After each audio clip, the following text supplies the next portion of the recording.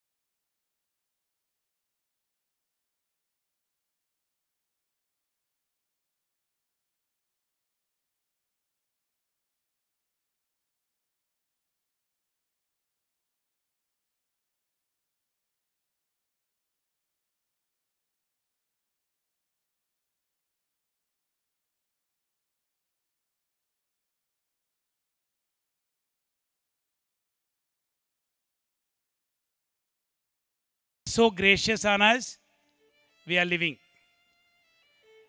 Lot of people during the last year, they either fell sick or they are not in the world. But we are living, it is because of God's grace and all elders' dua. The blessings of the elders that we are having a healthy and good life. And ask the children to have gratitude for the blessings of God, blessings of the elders, and also that of the teachers. That's the reason in the class we have developed 5 lead rituals. How many rituals? 5 lead rituals. Lead means LEAD. L stands for learning, enhancement, engagement, advancement, and daily rituals.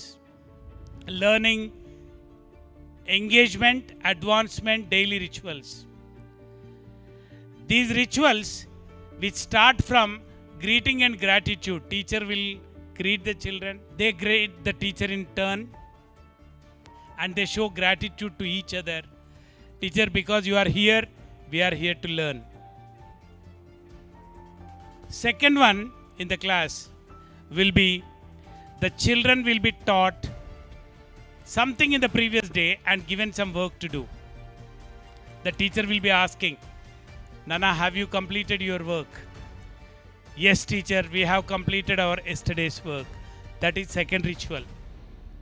The third ritual is, I have learnt, not only completed the work, classwork or homework, but also learning every day's lesson every day is very important. ఎలాగైతే రోజు భోంచేసిన ఆహారం అదే రోజు జీర్ణం చేసుకుంటే శరీరానికి శక్తిని ఎదుగుదలనిస్తుందో అలాగే ఏ రోజు లెసన్ ఆ రోజు పిల్లలు నేర్చుకొని తీరాలి. This is what I request parents to please keep this habit as a regular habit in the family.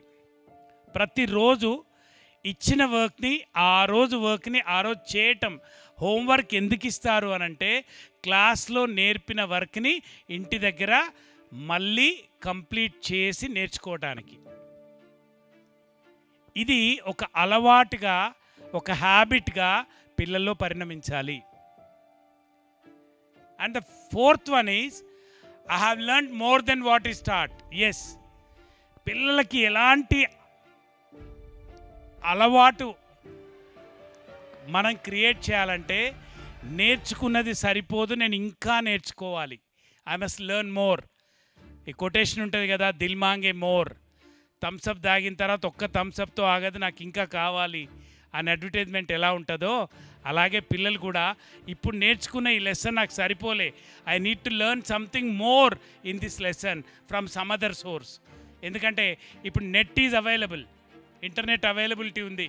ఒక third class student germination of seed గురించి నేర్చుకుంటే దాన్ని టెక్స్ట్ బుక్లో ఉన్నదానికంటే ఇంకెక్కువ సిబిఎస్ఈ సిలబసే కాకుండా ఐసిఎస్సి సిలబస్, సిజిఎస్సి సిలబస్, ఇలా పిల్లలకి ఎంత ఎక్కువ ఈరోజు లెసన్ని బియాండ్ ద టెక్స్ట్ బుక్ నేర్చుకోగలిగితే పిల్లలకి ఆ అలవాటు లెర్నింగ్ కెపాసిటీని ఎన్హాన్స్ చేస్తుంది. That is the fourth ritual.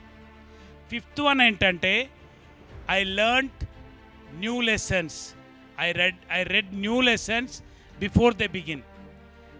Lesson start కాకముందే ఏ పిల్లలైతే లెసన్ చదవటాన్ని అలవాటు చేసుకుంటారో అలాంటి పిల్లలకి చాలా చాలా ఎదిగే అవకాశం ఉంటుంది. బికాజ్ 21st సెంచరీ ఇప్పుడున్న పిల్లలు ఇంకొక 15-20 సంవత్సరాల తర్వాత when they come in to the job market, ఈ critical, analytical, advanced thinking, learning habit లేకపోతే వాళ్ళు భవిష్యత్ రోజుల్లో ఎదగలేరు.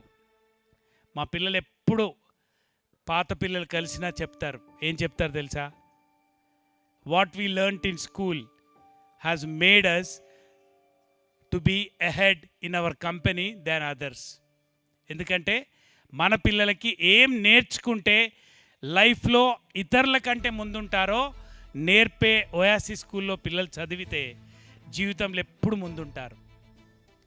దానికి పేరెంట్స్ చాలా ఇంపార్టెంట్. ఈరోజు చాలామంది పేరెంట్స్ వచ్చారు, కొందరు వెళ్ళిపోయారు.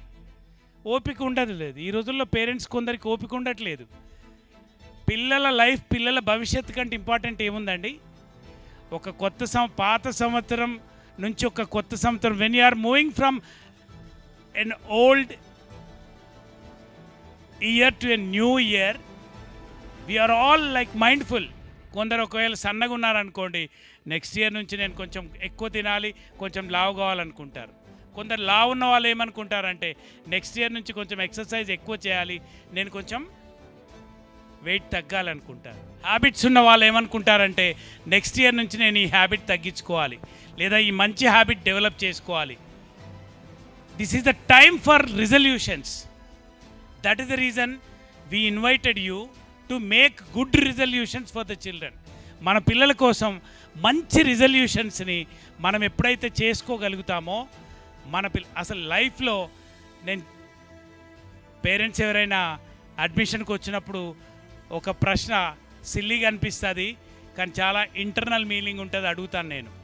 ఆ యాద్ ద చిల్డ్రన్ ఏమంటానంటే పేరెంట్స్ని, మీరు ఎందుకు పెళ్లి చేసుకున్నారండి అంటాను. ఒకసారి పక్కన మీ హస్బెండ్ వైఫ్ ఉంటే అడగండి, అవును మన ఇద్దరం ఎందుకు పెళ్లి చేసుకున్నామని అడగండి. ఎందుకు పెళ్లి చేసుకున్నారండి? మా పిల్లలు నవ్వుతున్నారు. ఎందుకు పెళ్లి చేసుకుంటామంటే అఫ్కోర్స్ నేను మేడం కూడా చేసుకున్నాము. Why we get married is it's a very very sacred responsibility. పిల్లల్ని కానీ మనకంటే గొప్ప వాళ్ళుగా వాళ్ళని పెంచడం కోసం. This is the fundamental principle behind any marriage. పిల్లల్ని కానీ వాళ్ళని మనకంటే గొప్ప వాళ్ళుగా పెంచడానికి. మనకంటే గొప్ప వాళ్ళు కావాలంటే మనం ఇప్పటి తరం పిల్లల్ని చాలా చాలా అధ్యయనం చేయాలి. We have to study the child. మీరు బుక్స్ చదవటం కాదు, you have to study the child. మనకు దేవుడిచ్చిన పిల్లలు ఎలాంటి పిల్లలు, what kind of a kids are our kids. అందరు పిల్లలు ఒకలాగా ఉండరు. there are 9 talents that children will be born with. Verbal talent అంటే బాగా మాట్లాడతారు. న్యూమరిక్ టాలెంట్ లెక్కలు బాగా చేస్తారు. మ్యూజికల్ టాలెంట్ మంచి సంగీత పరిజ్ఞానం ఉంటుంది. స్పేషియల్ టాలెంట్ చక్కగా బొమ్మలు గీయగలుగుతారు. ఇంటర్పర్సనల్ టాలెంట్ ఇతరులతో చక్కగా మాట్లాడగలుగుతారు, లీడర్షిప్ చేయగలుగుతారు. ఇంట్రాపర్సనల్ టాలెంట్ అంటే అంతర్ముఖంగా మంచి సైకియాట్రిస్టులు, సైకాలజిస్టులు, గురువులు ఇలా అవుతారు. నేచురలిస్టిక్ టాలెంట్ ప్రకృతిని తమ ఆధీనంలోకి తెచ్చుకునే తెలివి ఉంటుంది. ఇలాంటి టాలెంట్స్ అన్నీ ఉన్న పిల్లలు, మన పిల్లల్లో ఏ ఏ టాలెంట్స్ ఎక్కువ ఉన్నాయి వాటిని ఇంకెట్లా అభివృద్ధి చెందించాలి, that is what the parent has to think.